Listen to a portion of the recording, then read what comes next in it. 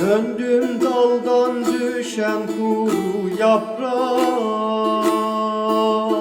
Leylim ley.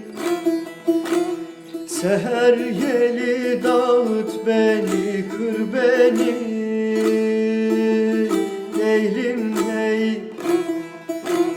Götür tozlarımı buradan uzak, Leylim ley.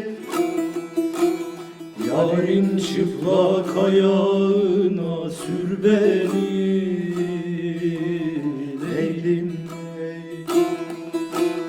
Leylim ley, Leylim ley. Leylim ley, Leylim ley. Ayın şavkı vurur sazın üstüne, Leylim ley. Söz söyleyen yoktur sözüm üstüne, Leylim ley. Gel ey hilal kaşlım dizim üstüne, Leylim ley.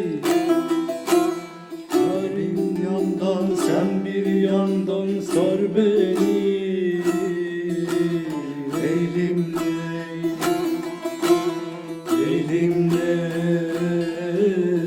Leylim ley. Leylim ley, Leylim ley.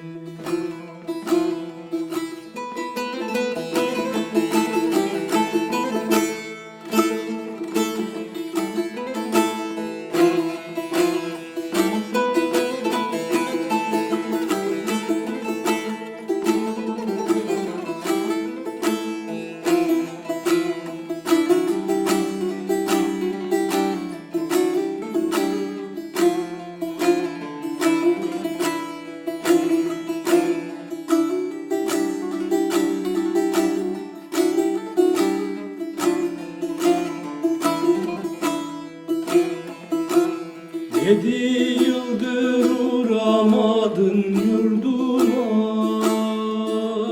Leylim ley. Dert ortağı aramadın derdime, Leylim ley. Geleceksen bir gün düşüp ardıma, Leylim ley.